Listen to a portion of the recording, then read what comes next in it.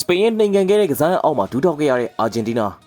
စပိန်သည်ဟာ2016ကမ္ဘာဖလားဘောလုံးပွဲမှာလက်ရှိချန်ပီယံအာဂျင်တီးနားကိုအချိန်ပိုပြီး 1-0 နဲ့နိုင်ယူပါ2010နောက်ပိုင်းဒုတိယအကြိမ်ကမ္ဘာဖလားချန်ပီယံဖြစ်လာခဲ့ပါပြီ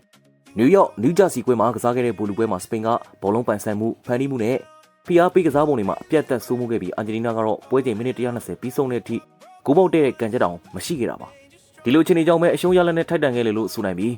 ဘောလုံးပွဲရဲ့အထူးခြားဆုံးမှတ်တမ်းလည်းဖြစ်လာခဲ့ပါတယ်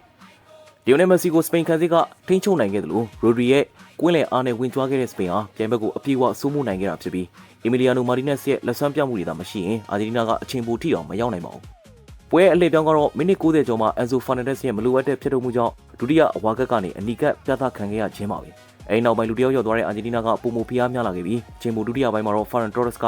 အနိုင်ဂိုးကိုသွင်းယူကစပိန်ကိုကမ္ဘာချန်ပီယံဖြစ်စေခဲ့တာပါ။ပြန်ပွဲတစ်လျှောက်စပိန်ရငယ်ရွယ်မှုနဲ့နီးစနစ်ပိုင်းကိုပေါင်းစပ်ထားတဲ့အသင်းဖြစ်ထင်ရှားခဲ့ပြီးဘောလုံးပိုင်ဆိုင်မှုရန်စနစ်တိုက်စစ်အပြောင်းအလဲနဲ့စုဖွဲ့ကစားပုံတွေကြောင့်ပြိုင်ဘက်တိုင်းကိုအသာစီးရအောင်နိုင်ခဲ့တာဖြစ်ပါတယ်။အာဂျင်တီးနားကတော့မက်ဆီပေါ်မိဂိုးမှုများခဲ့ပြီးတိုက်စစ်ဖန်တီးနိုင်စွမ်းလျော့နေခဲ့တယ်လို့စစ်တဲ့ပိုင်းဆိုင်ရာထိန်းချုပ်မှုပါအားနည်းခဲ့တာက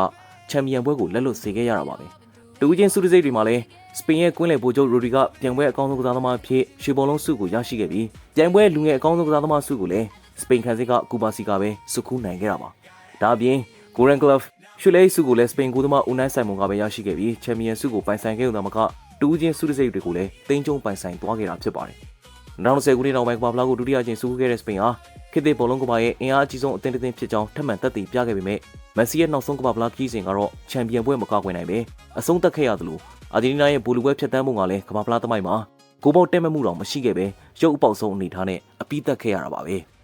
M9 Sport မှာတင်ဆက်ပါတယ်ဘောလုံးနဲ့ပတ်သက်ပြီးစိတ်ဝင်စားကြကောင်းတဲ့အကြောင်းအရာတွေကိုစူးစမ်းတင်ဆက်ပေးနေတဲ့ကျွန်တော်တို့ page ကို like and follow လုပ်ပြီးတော့အားပေးဖို့လည်းမမေ့ပါနဲ့တော့အားလုံးပဲရှင်လန်းချမ်းမြေ့ကြပါသည်ခင်ဗျာ။